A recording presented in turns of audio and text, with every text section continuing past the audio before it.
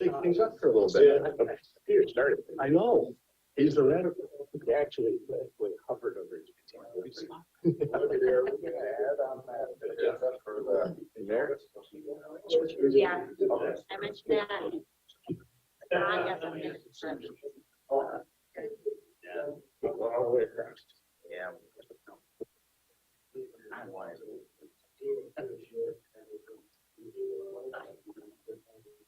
Morning. Good morning. Go ahead and call the meeting to order and set the agenda. I do have one item to add under street business. Item E, update on the Eagle notice, recent notice. Get an update for the group. Next is introduction and guests. We have a full UPC committee today, and we have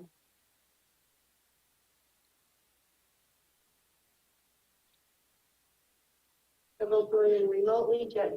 Brett Padgett from home. And with us, and good morning, Ms. Manhattan, the list from Township. Just Lawrence for Township. Mark Kelly, Hospital Township. Tim Lawson, Regional. Richard Pearson, Regional Commission. Terry Vanders, Charleston Township.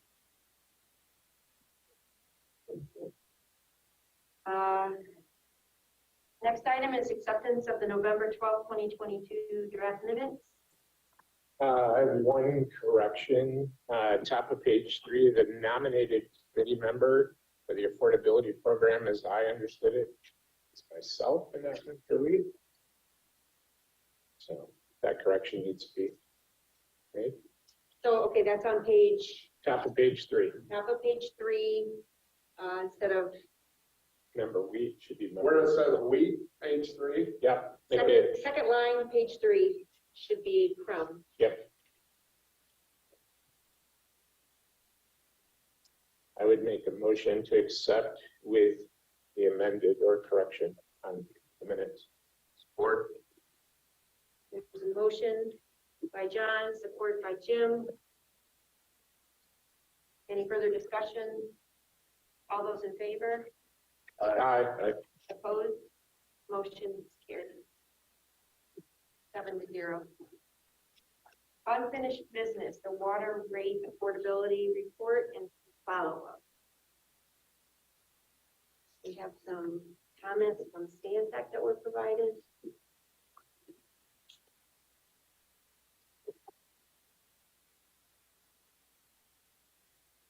James, were those comments provided to Brian Newhoff as well? That's correct. So we received those comments from Stantec just before the board met last month. So the timing to get them in your package just wasn't there. So subsequently, we did meet together as a work group with Stantec and with Brian Newhoff and with some legal support as well, kind of go through the comments and go through, some additional work on, trying to really identify funding sources and, to the extent that we can support this through rates. And so that more work is needed on that, and we're kind of engaged in that work.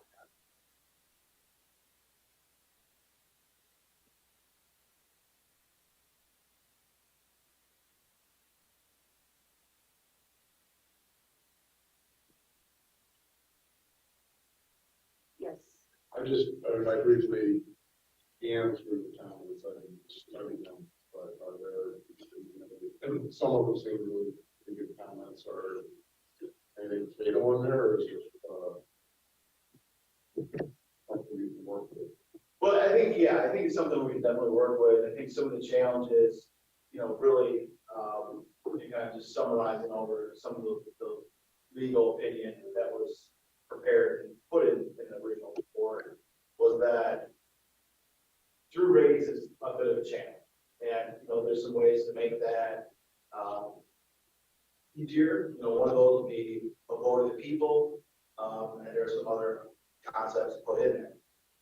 Usually, water utilities don't go after the votes of the people for these types of things. And given our regional structure, that could be rather complex. perhaps like a county.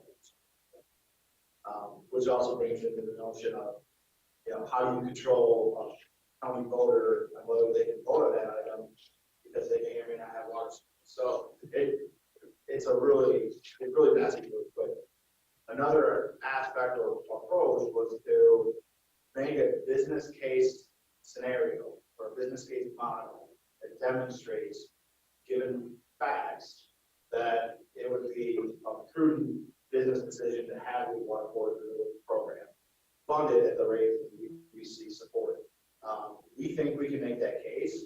We think we can demonstrate that that saves staff time, that saves crew resource time, crew resource management, and we can better apply those dollars from a business model standpoint. So that's kind of some of the next steps that we're going to be working on. Stantec can be helping support that.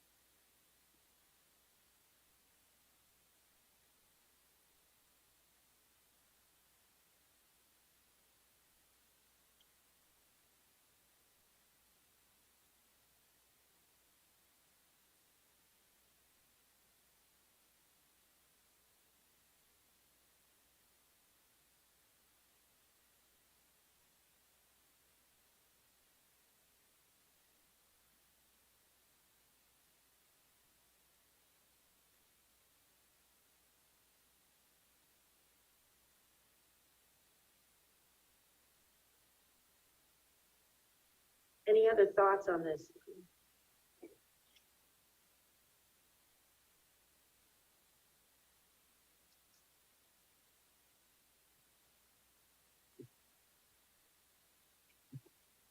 We're not going to go through every comment we have. No. I think yours was the question, is it anything that we stop it and we are not seeing that?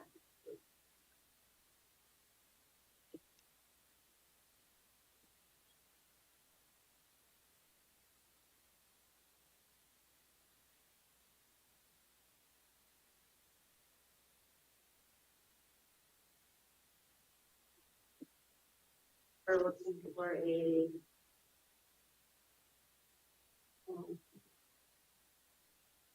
We don't need to take any action, James. No, we're not looking for any formal action. We just want to make sure the UBC's got all the current information as we continue to step through this work of water affordability. When we get to a point where we're ready to implement a decision that would impact rates, we'll definitely bring that forward for a check. And there's, obviously rate components have to go to the commission, but there's also likely policy components of this that we'd like to finalize and bring to city commission. That would also, we'll have a staff stop at UBC before that. Just a reminder of timing. The report does have to be finalized and sent to Eagle before March. So we're working towards that goal. There are 80 things in there that are left a little open. And then it's our goal to implement this program, at least begin to implement this program in 2024.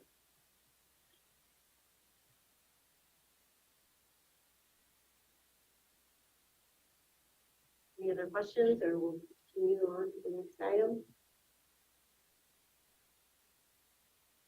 Water connections, extensions, and fees. We're very close on that. Common connection fee structure. Probably start helping Jimmy's on that in the next month or so in terms of and so the implementation of it. So,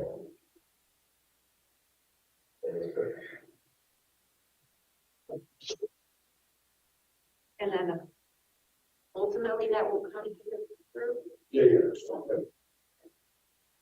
just, I don't want to put on the table, but doesn't vote. Right, okay.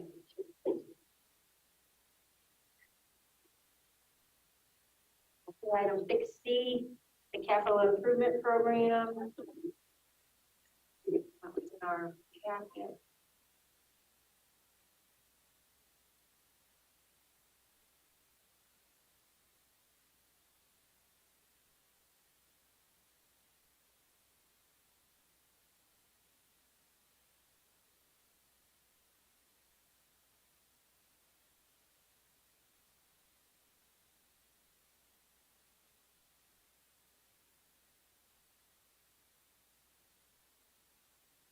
Any questions, any introductions on this item? Yeah, I can go through it. Okay. Right, so, everybody should have, and I believe we have it on the website, a program listing of our capital improvement program. It's broken out into a few different categories, larger categories. Those are water source and pumping, that's like the stations, and the booster station, pumping stations, water, things like that. We've got some CIA identifiers within that. We then have water infrastructure, which is broadly speaking, water main type projects. We then have lead services, which is only kind of listing or group of projects. We have water general capital, which is similar to like general plan or facilities. We also have some specific SCADA or software callouts in as well. The overall total program is around $60 million for 2023. 20 million of that are DWRF, so if you're looking at about 40 million. We generally only look to fund about 8% capital, so that would be about $30 million that we look to fund of this program. Go ahead, Peter. Yeah. You look to fund, meaning bond for it or cash flow it or? Bond and cash. Yeah, so generally speaking, because the projects often will have a longer implementation schedule than what's shown, some projects may not get off the ground either as identified or entirely. Some projects may be delayed due to land acquisition, other factors. So there's all these factors that come into play, and so we kind of categorize those concepts as capital variance. So we recognize for every $10 million of capital that we show on paper, we're likely to enter into construction contracts with approximately 80% or 8 million of that on an annual basis. So just kind of walking through that, that'll put us at about $30 million that we need to fund through bonds or direct retained earnings or something of that nature. Some of these projects, we did increase that variance a little bit on because of the long duration lead times for water main that goes on the pipe. So some of these we had, a bit of a dynamic variance for some of them. We looked at individual projects to decide where we're at. So the bond sizing for this year really isn't anything different than we've done in years past. Just given all those factors. So I think it's important to realize that some of these projects are going to be either delayed or they're going to be slow to get off the ground for a number of factors. Yes. When you reference the DWRF, that's grant money? So DWRF projects, they may include some grant dollars within them. A lot of times it's packaged as principal forgiveness. So we have to essentially bond for it, and then those bonds are forgiven. It's just a little bit of a different process versus just straight grant.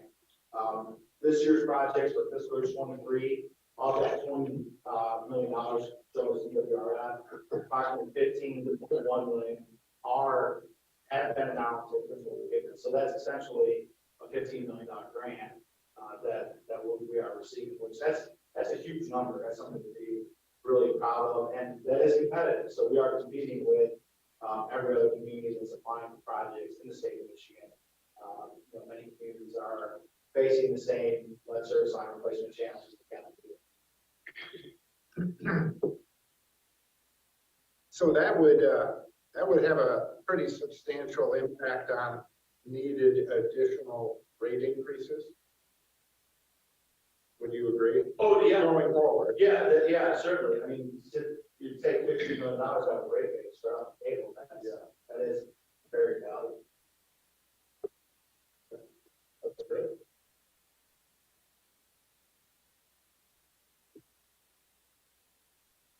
Are these, so I see that we're 25 million, 60 million, 46 million, 46 million, understanding not all of that's going to get spent. And some of it might be principal forgiveness. Is that the plan that Art and Stantec are looking at when they're going to do the latest rate increases, mid-year rate increase? Right, so when we considered the fiscal year 2023 rate increase that was supported by UBC, passed our city commission, and scheduled to go in effect on January 1st, we took what we used in the capital program from last year and the overall kind of zoomed out 5-year look, which is pretty typical of what we still have in front of us.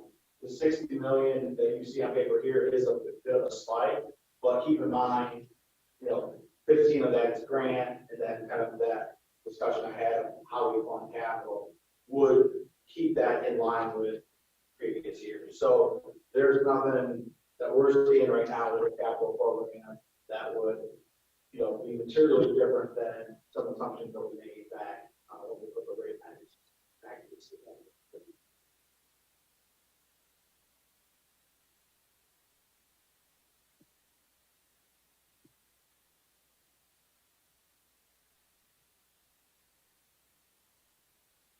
So in 2023, have you already bid on all this work?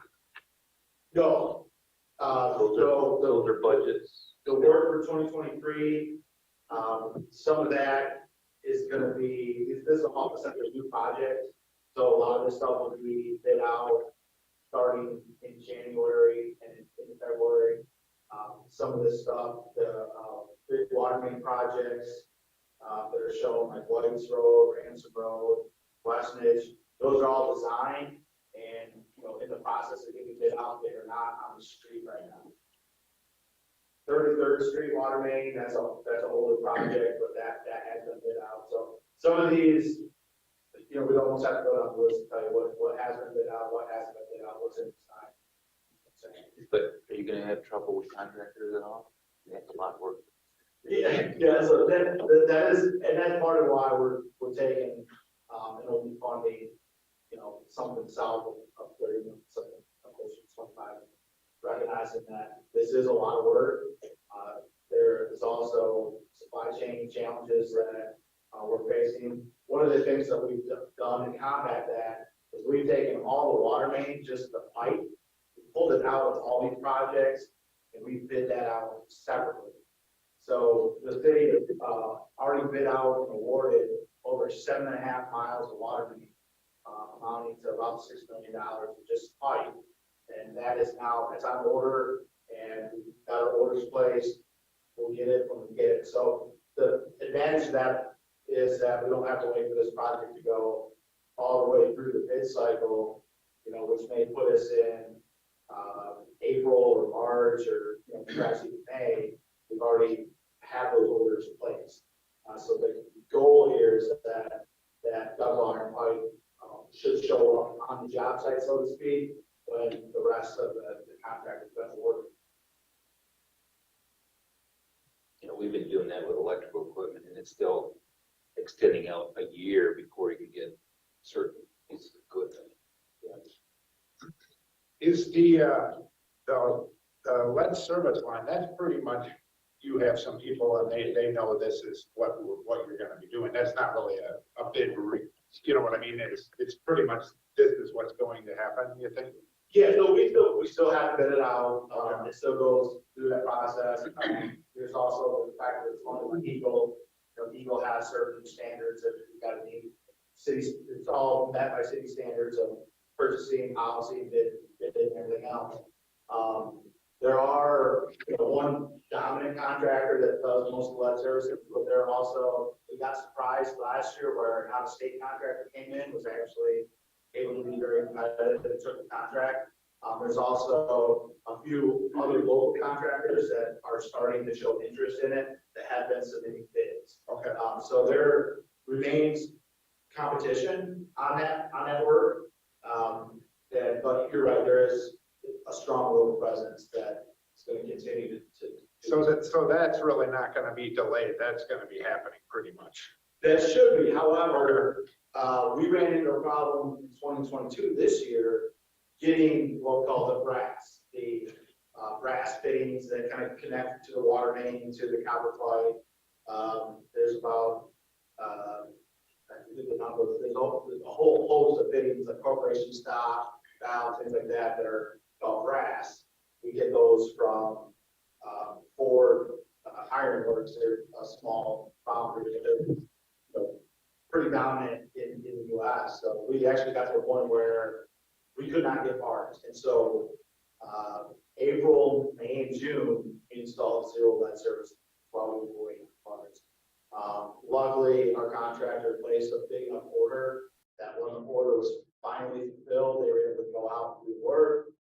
But that was not without frustration and some other challenges. We had lost a lot of opportunity with streets coordinations. So there was at least one street in particular, Stewart, that got paid, and it's not going to get lead services replaced until next year.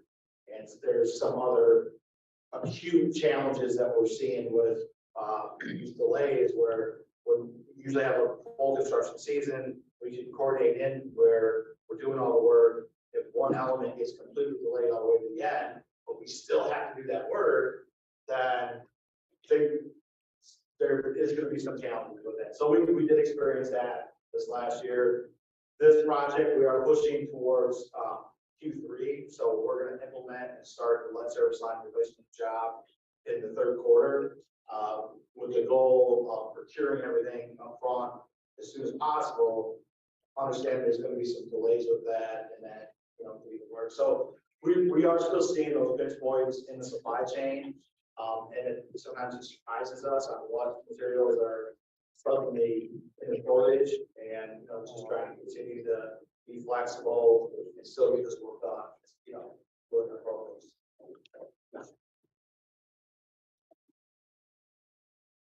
And I realized I skipped public comment, so I'm going to take public comment now. James, members of UPC, that may not be aware of status change recently that will affect this project list. We may need to add one, or should add one. As people may know, Oshko's been working towards a major sanitary sewer expansion. It's been delayed for 3 years now, I think, because of various lawsuits. Those have now been resolved, and we are going forward. Oshko's going forward with a water extension in West Main Street between and very soon. So just wanted to let you know that there was also another extension in phase 2, and I'm sure those will be proceeded. That's also on this list. So we'll get with you and figure out how to resolve that. Thanks, Mark.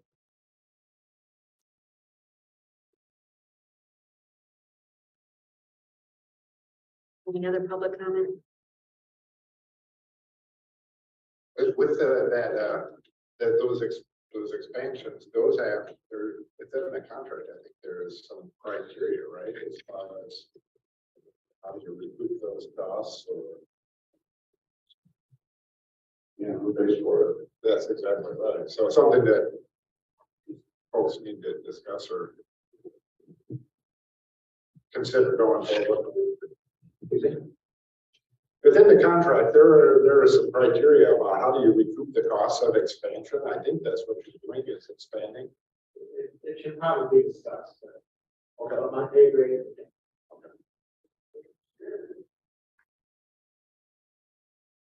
So perhaps we should maybe at a future meeting understand what you're doing, where you're going with pipe or what have you, and determine if anything we need to do. That's reasonable. I see one head shaking. It seems like once once the system gets the information, then we'll be able to be in a position to bring that to the UPC to say, okay, here's the project and here's the expense and Yeah. here's a recommendation as to how it's handled. And then I guess, Mark, just an engineering question, but can you get pipe for that? We'll see. Okay, that might be something that, yeah, we've got city commission awarded, we've got a PO in place, we've got $6 million on the table, and we're being told 60 weeks. That's what money on the table, so. Well, we've been working with engineering department. Right, I respect that, but, well, you know, ordering and getting pipe on deck and having an engineering drawing are two different things. Yeah, I think wastewater pumping stations, same thing. Okay.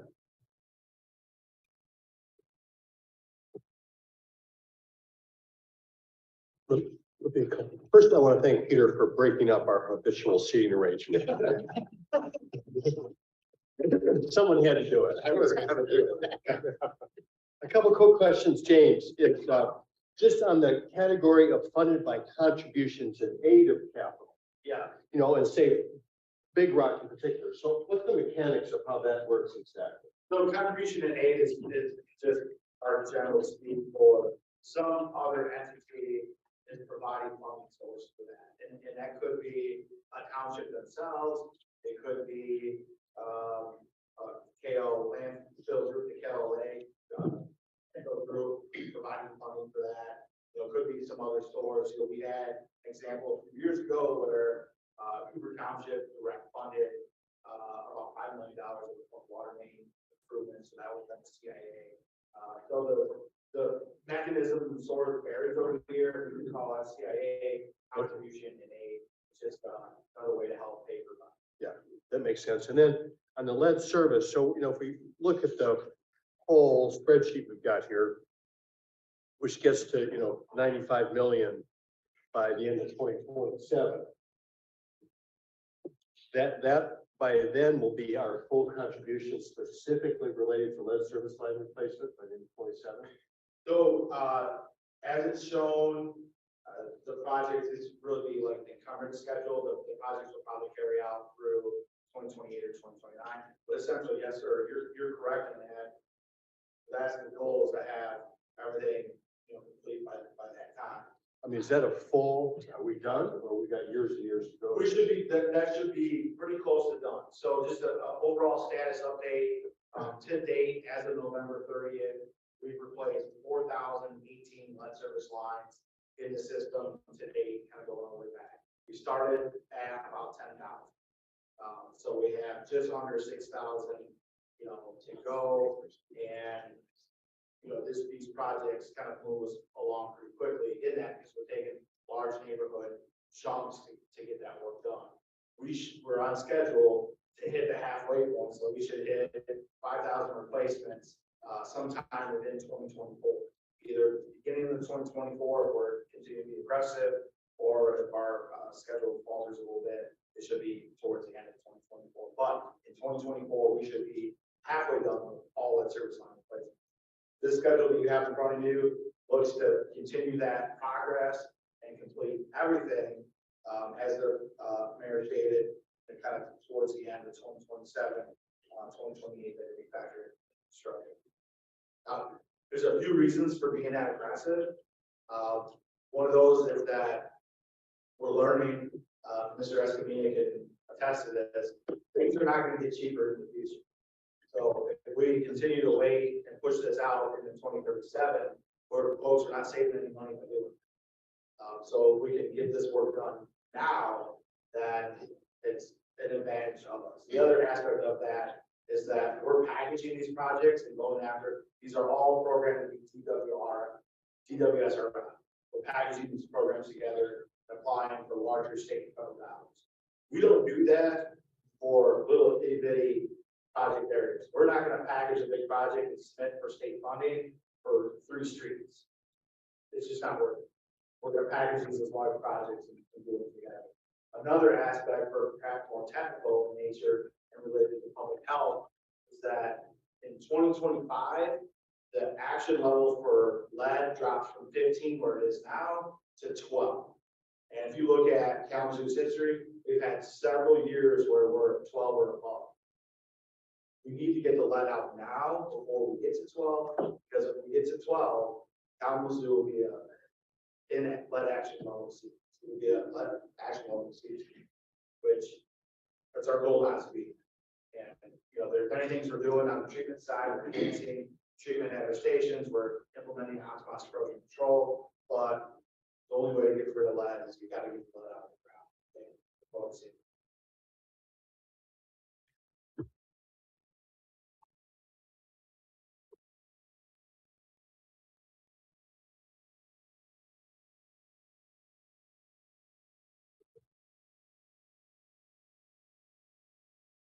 We need a motion on this? It says on the agenda, a recommendation to approve the 23 capital improvement plan. Would that be 4? This plan running into fiscal year 23. Okay. It's a 5-year plan. Okay, so the whole plan, not like the Right, the whole plan is a 5-year plan. So, yeah. Our understanding that, you know, well, I guess we would like to get UBC support on this. Usually, this, we get support for the capital improvement plan, or we do the rate, just, you know, because it's going but, Yeah. we're a little bit backwards this year. That being said, I still think it's important that we have UBC guidance and input on, the capital plan, and we're going to have to take that guidance. And this plan can be, you've said it kind of tails out because of getting materials or just because of delays or whatever that is. But at any time, this could be modified. Correct, just, you know, the plan is, officially part of the city budget. Process and cycle. It's, you know, opened up every single year. Even within a year, there's opportunities to go back for adjustments. There's also, you know, the ability of a project that crashes and burns, you know, entirely. We can kind of disinvest that project and reinvest the dollars into the rest of the capital program. That's a possibility. There's also, depending on amounts, there is some cushion, you know, there's some line item capital contingency codes that, you know, if something were to happen on any particular project or a new project need was identified in midstream, there's some ability for the plan to absorb that.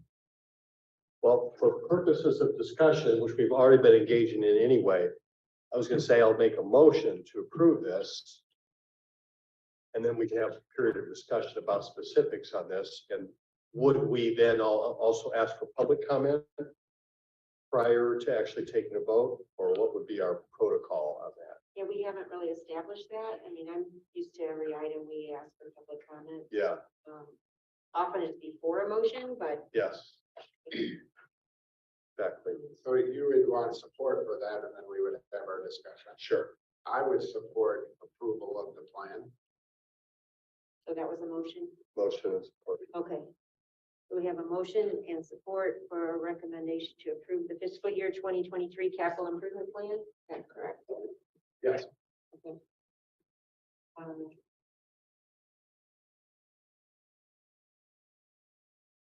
Can you talk any further details? So just one process point, just to make sure everybody understands too. This system, the water improvement plan, capital improvement plan for the water system goes into City of Kalamazoo's overall capital improvement program. And so that's coming up for the official adoption in January. So we're still going through that process here of coming to the UPC first, having the discussion, and then the formal adoption by the city commission is the 3rd Monday in January. Just so what we understand, you would, you approve a budget in like December, and then you do the capital in January, or is that capital in January for the next year, or? No, usually they're all done at the same time. Okay. So the budget gets drafted this time of year, because we're on the city council, on a calendar year. That's why I wondered about January. Doesn't get approved until Yeah. 3 weeks into the year. Okay, Right. okay, I just wondered. by charter. We have until the end of January to do it. So we could be a 12th of the way into our fiscal year before we actually approve the And, budget. yeah.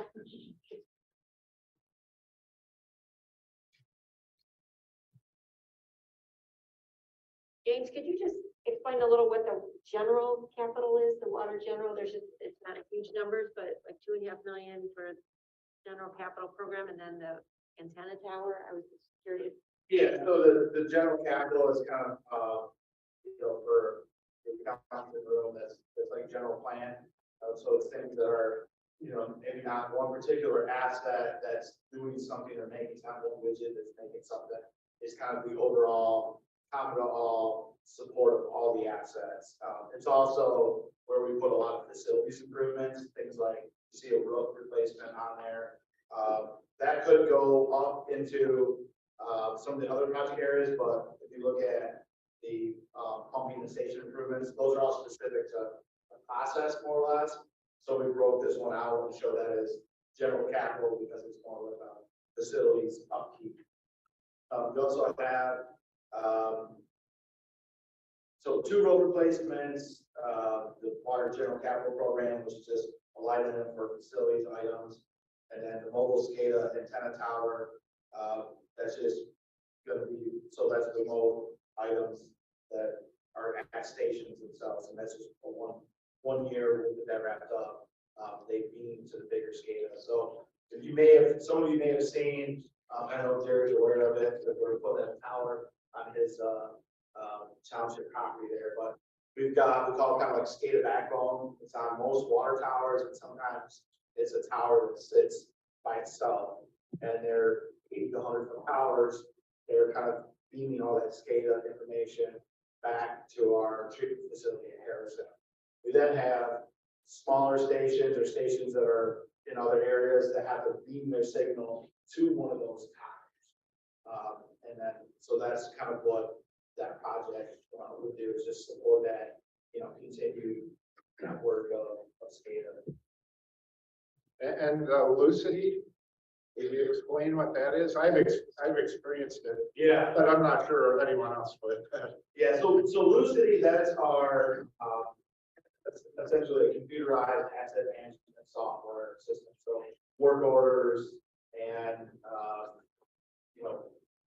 maintenance history are going into there. Lucity is unique in that it also holds all the asset attributes. So things of like, if it was a pipe, they'll tell you what year the pipe was built, what diameter the pipe is, how many feet long it is. So the individual asset attributes are all in there in Lucity. And then as we maintain, respond to things, it's there as well. We're also, we're just starting a lot of work with GIS, Lucity, and then also kind of our next step is to add a few things: GPS, pull GPS information into that. Then ultimately, our goal is to pull the payroll information in there. The end goal, and we've got a lot of steps to get there, but the end goal is to be able to go to any asset attribute within the system and be able to get a report, click on it, or get information from it, and tell you all the work order repair history, including, whether or not James drove out there in his pickup truck, and, if he had Burger King to launch it, just tell you everything about everything. That's our goal, to get there. And this is part of that continued work to update that. Thank you. And then I believe previously you requested that the townships provide their capital plans to you by the end of 23. Is any of that received already and incorporated here? So some of that has been.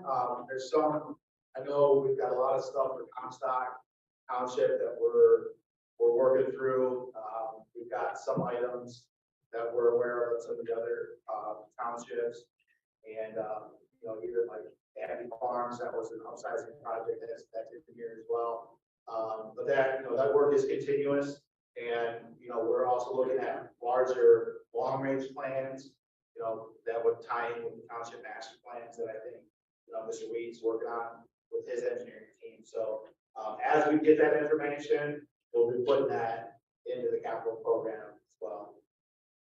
But this, what's in front of you represents kind of what we got to date and we're ready next.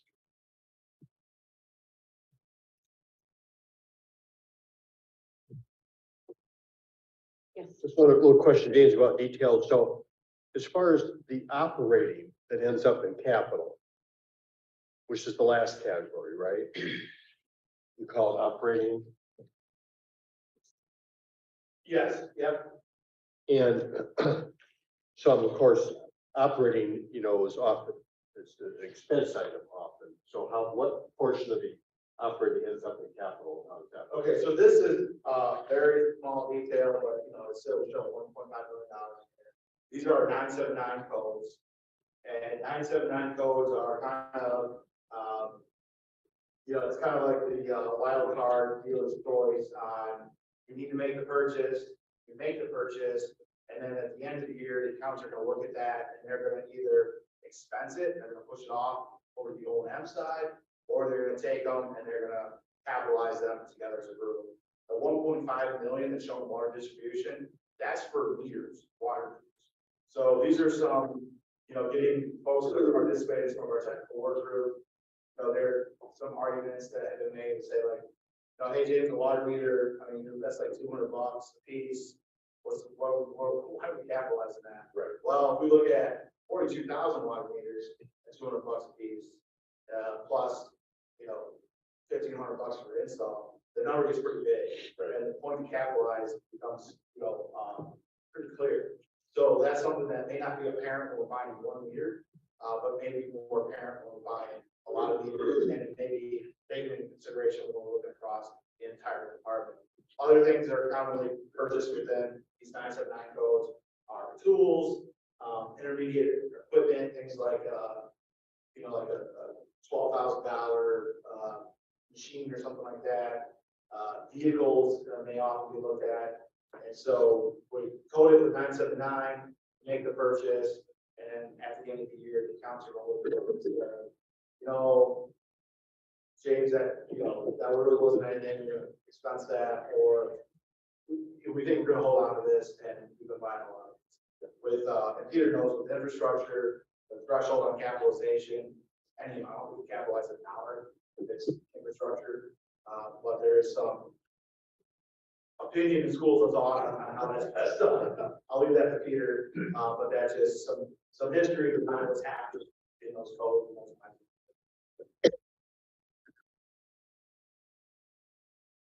I guess I would just state the obvious too to all. This is a big driver of what the rates are. Yeah. Yeah. So operations are 20 million and we're saying 60 or 40 or 30. A big part of making the system top quality or as effective and efficient as possible.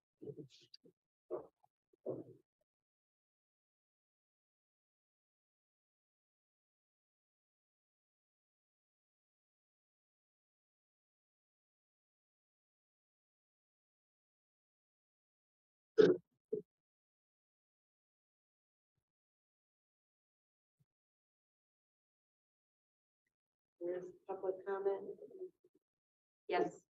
Our disposal water system, we're upgrading and just applied for a generator and it's 50 weeks out. I wanted to ask you how you were doing and the money required down. We're finding that they want like half of it and they're going to have it for a year. How are your projects? So maybe talk about that a little later because. Yeah. Yeah. Offline. There is public comment. I want to ask Peter's question again and make sure I understand it. The 20% rate increase that Stantec, Park Foster, see approved as of 3 weeks from now. That does encompass 23 capital or adjusted, as you said, for the work product. Correct. It broadly covers the 2023 capital. There's no intent to 100% fund the 2023 capital as shown. The negative is just nuances of project timing, capital variance. But the rates overall did take into account the scope of the capital performance as it's, as it's been in years past. So broadly speaking, it does. A better way to put the question perhaps is that their approval of the capital doesn't add a 10% rate increase. So, yeah, correct. So there's no intent to come back for any rate adjustments till fiscal year 20. So the rate for 23 that's been set, that's the rate for 23. I would just share, I was looking, when we were going through this, I was looking at the forecast that we were received as part of the rate change, and it bonding for 24 was 30 million, 25 million, 26, 27 million. So that seems to be very consistent with what's here. Right. But it's so fluid that, as far as can you do the project from a material or a vendor perspective. And also when you receive these very gracious forgivenesses, that's pretty hard to project. But from what I see, I think this is very much in line with what was in the forecast documents that I received. So, yes. Yeah, thanks. I mean, that puts us right on target. 60 minus 20 is 40, 80% of 40, and then a little less than that, which is right at 30, and 35%.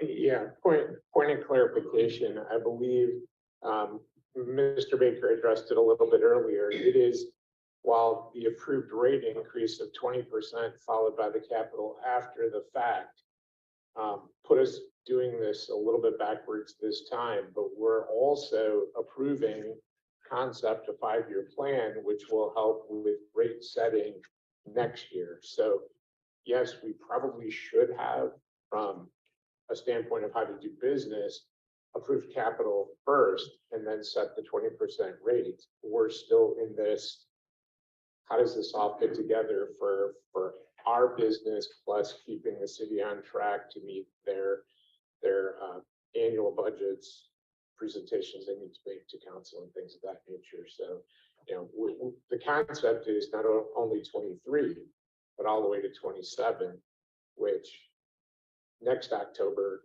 puts us in a better place to say, okay, what is capital really looking like going into 24? And we're making modest adjustments or approvals at that point to impact the rate going into 24. If I have that correct. No, that's great clarification. Just one last comment on the funding sources. You talked about the loan forgiveness, so we got the $20 million, which is just amazing. But just to remind the group too, the city of Kalamazoo is also just every day looking for other federal, state funding sources that are coming from all these different programs that are going on now that we might be eligible to bring money into the water system or wastewater system on that side of it.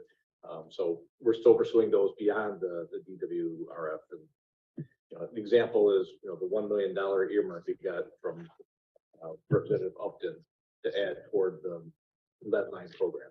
So that was another $1 million grant, if you would. Did I miss some? Yeah. So there's a motion and support. Any further discussion? All those in favor? Opposed?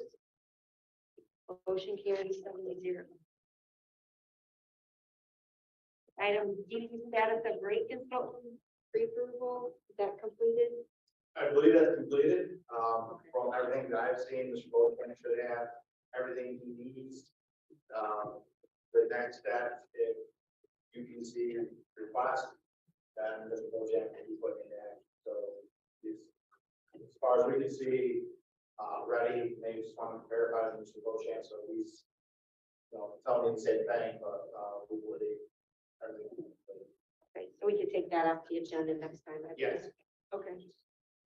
Item 7, new business, utility financial policy, any proposed update? No. B, professional services invoice approval.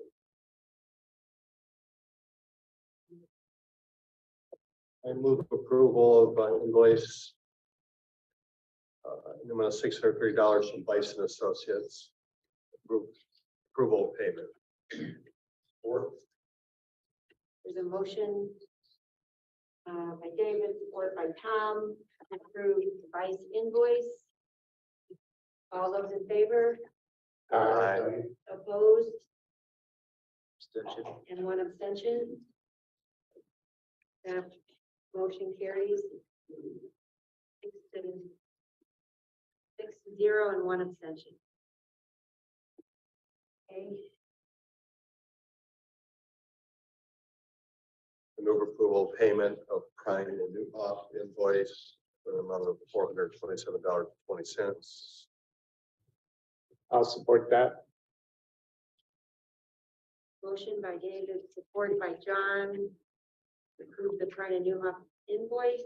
All those in favor, Aye. opposed, motion carries 6-0 and one abstention. I move approval of the Radeville Hefner LLC invoice amount of $1,103.13. I'll support that. Motion by David, support by John, to approve the Friedeville Hafner invoice. All those in favor, Aye. I abstain. opposed, motion carries 6-0 and one abstention. Thank you. Item C, update on the financial data review. We will do that at the end of each quarter. Okay. So the next will be January for the last quarter 2022. And I'll ask you for some data when we get past the end of the year, James. Okay. And I think we want to try to get that to you in Excel, is that correct? Yeah, we'll figure it out. Maybe I should talk to your finance director, or maybe it's Jennifer or somebody, just to say, what can I do to get this a little easier? Because it does something kind of weird with the PDFs, but Yeah. I'll work through. Maybe I should talk to Jennifer. Well, we've been working through, Valetta internally. Okay. To get you a report so far. And, Okay. maybe we can start with Valetta, just have a conversation on, Yeah, perfect. you know, what you need. and Yep. Can we get it? Perfect. Thank you. Next item is D, an update on Stantec water rate increase work products. Yeah, so, we working with Stantec right now on developing essentially the rate model. So it's kind of the backbone that has all the inputs and outputs, so that we can have interactive conversations, even interactive conversations at the board level, where, you know, we can see in real time what happens if you do this or do that, or you know, one of those scenarios. We're gonna be holding a meeting with Stantec, with our finance group, and some representatives of the city manager office to ask about position allocations. And one of the things as we went through this rate year, we weren't very specific with staffing needs within the water department. We kind of just took some broad assumptions, kind of given the methodology that was used. We've got to go back and revisit that and see if our request for position allocations can be supported by the rates as they're drafted. So we're going to work through that with Stantec. We do want to bring Stantec in front of the UBC to kind of go through the rates, the rate model, and start to ask those questions. It's, you know, we're not proposing any change of rates, so we're not getting into that, but that can help to build some understanding on how some of these programs, including capital, how they affect and can affect rates. And then that will be a good background. We actually go into rates likely in the fall of 2023 to be prepared to do that. So I would think Stantec should be ready to do that. Probably January to February timeframe. I know this board meets pretty early, so maybe February would be better than January. Probably January. January 12th is the next date, I January believe, the 12th, second okay. Thursday. We had talked about having them here in January, so. Yeah, that could probably work January as well. And just for some big picture questions, maybe they could zoom in or what have you. Yeah.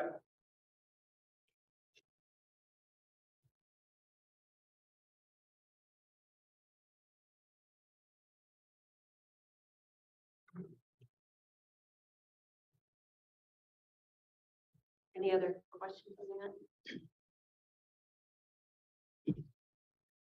The item E that was added, an update on the Eagle location. Sure, I can get in. Yeah, so, City Kalamazoo Regional Water System, WSSN, 3520, received a violation notice on November. That violation notice alleges that we failed to report, nitrate at our Station 3, sampling parameters. So we looked into that, and we sample a whole host of parameters at all stations and distribution sites. The chain of custody that sends that, those sets of samples off to the lab, we use a private lab for nitrate. The box did not get checked to run nitrate, so that was a human error. We didn't sample that on that sample run. We immediately came back and resampled to verify that we're in compliance with nitrate. The MCL, or maximum contaminant level for nitrate, is 10 milligrams per liter. Our station tested at 0.28. So we're well below, orders of magnitude below the MCL. We've got over 16 years of data at that station. Never any nitrate concerns at that station. We issued a response back to Eagle on November 18th, detailing what happened and what our steps are, corrective action, to prevent that from happening again. So, we've taken another look at policy, we've updated institutional controls within our contract lab so that they are also have our sampling protocols. So regardless of what's checked on the chain of custody, that they know if they get a set of samples, this is what has to happen. And if that's not lining up with the chain of custody, you need to call our environmental programs manager and verify why these two aren't reconciling, and then take action on that. This is considered a tier 3 violation by Eagle. Tier 3 violations require written notice to everybody in the system within 1 year. We plan to meet that requirement by sending everybody in the system a copy of the CCR, the annual consumer confidence report. We will issue that for 2022, July 2023, and we can mail that out to everybody and put language in there for detail this violation, notice what happened, what we're doing about it, and that would meet the requirement. If we don't use the CCR to do it, we would have to send a separate letter out to everybody. It's our, really it's our opinion that this is a good opportunity to get a CCR in everybody's hands. There's a lot of positive information in that CCR that can be very helpful. So we can kind of kill two birds with one stone, so to speak. We can meet that public notice requirement, but also have something beneficial and tangible folks can take in their day-to-day lives and understand their lives. Thank you. Any questions? One question for you. The state Eagle identifying this as something that didn't occur or what have you. How do they get that information? Is that something you submit to them, or do they audit you, or? Right, so we self-report continuously, every month we send MORs and DMRs. MORs are monthly operating reports, summary of everything that happened that month, and then the DMR is a daily rundown of everything that's happened in that month. So within all those required submittals, there's essentially a blank box where a nitrate result should have happened. And then, once we see that, we would self-report that as, depending on what happened, lab, sampling error, equipment error, what happened, why is that not there? And then they responded with the violation.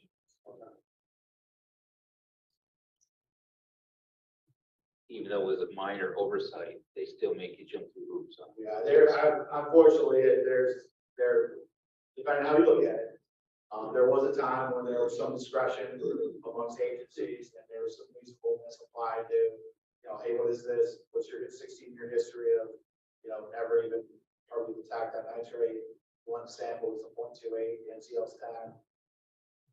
We're moving beyond that, it's letter of the law for every single thing, violation notices are sent for every single. You know, if we get off, we color outside the line even slightly. Violation notice, there's no, discretion of this. Is there any fine that comes with that, or is it just a corrective action? Just to be corrected, so where we're at right now, we're not in fine territory. If we fail to produce the public notice, it's really kind of how we act in these next steps. That's when the fines. So usually before fines, you have escalated enforcement. There's usually also an opportunity for us to work positively with Eagle if we're having challenges doing so. Fines are usually a last resort for some pretty onerous behavior by the public.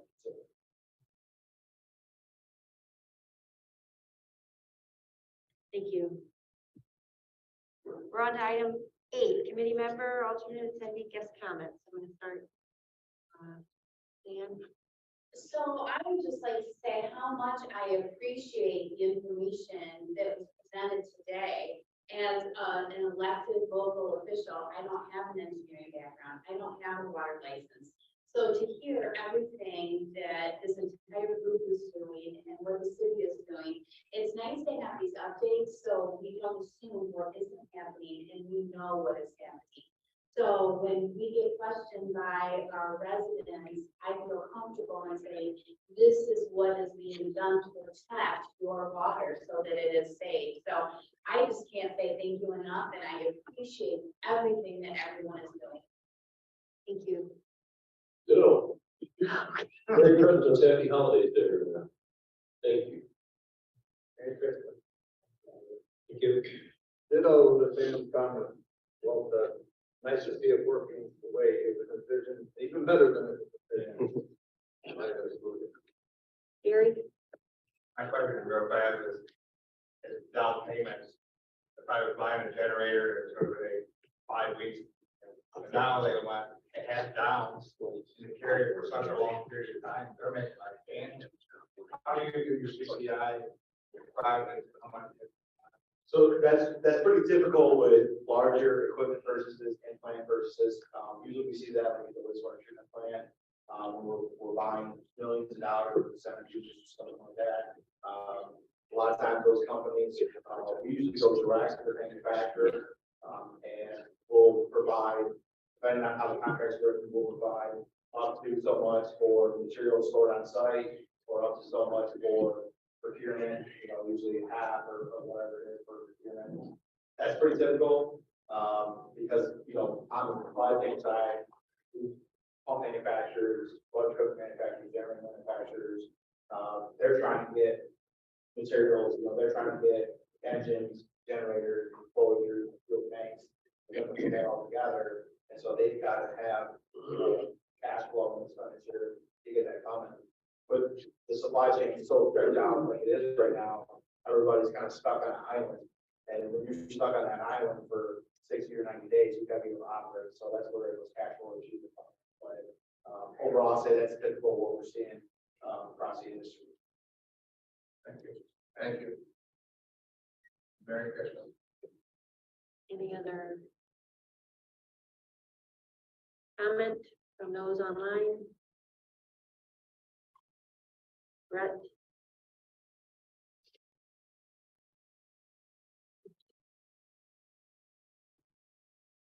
I'm good. Thanks. Joe? Oh, I'm all set. Thank you. Okay. Our next meeting is January 12th at 8:30 a.m. Oh, I didn't go around here. Any comments, Peter? No. Jim? Just a bit of a thing to say. We talked about this earlier about the city budget. City budget is going to be being approved presumably by the city commission in January. It's required we do it before the end of January. It's the biggest budget for the city of Kalamazoo ever. It's almost $300 million. And a lot of it is being driven by our enterprise funds and the investment that's happening. So there's a big capital piece of that that's driving the size of the budget. But one thing I'm reminded going through these budget cycles is that you're going to have a $300 million budget and probably the preponderance of the discussion, either in the community or particularly on the commission, is probably going to be around $1 million or less, of the spending, whole spending spectrum, I would say. There just tends to be a human focus on some very granular items that might be, the items of the day to talk about that kind of thing, and kind of miss all the other stuff that's happening. I really appreciate your comments, is that when I think about things and things that we're talking about, for example, equity, that kind of business, and I look in here and look at, $100 million spent on making sure we're replacing lead lines. I feel like that is a direct investment in the idea of equity, making sure that people benefit in an equitable way from what we're trying to do in terms of providing safe water for everybody. And that means addressing issues that affect some of us and don't affect other ones of us. So anyway, it's just a lot of this work behind the scenes it's kind of just like, well, that just happens, but here's the thing I really care about. But that all said, when I hear about the things in the community that people really care about, I'd say one of the top 5 things I've been hearing when you're just out and about, you stop in a grocery store or wherever you are, it's water rate increases. I've been hearing about that for sure, along with leaf pickup, which is risen to #1 in Kalamazoo and lack thereof. I'm sorry, James, but We always love it when people are in the city out in the township. When are you gonna pick up an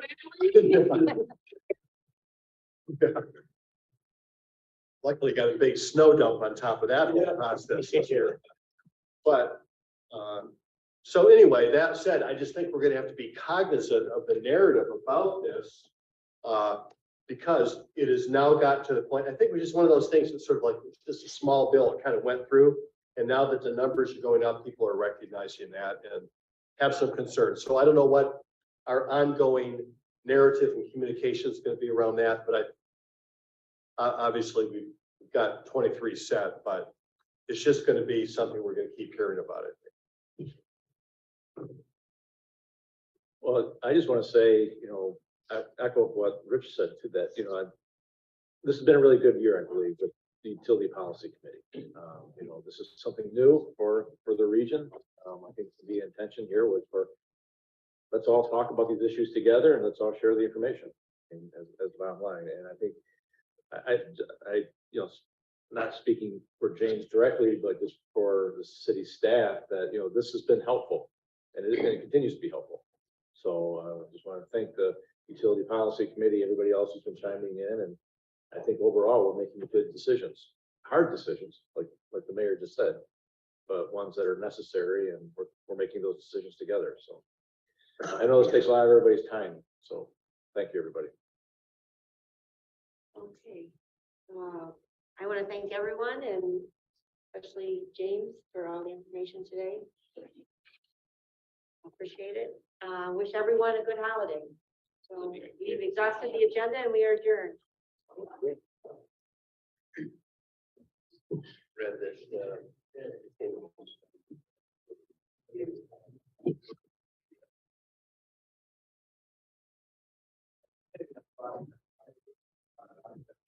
Yeah.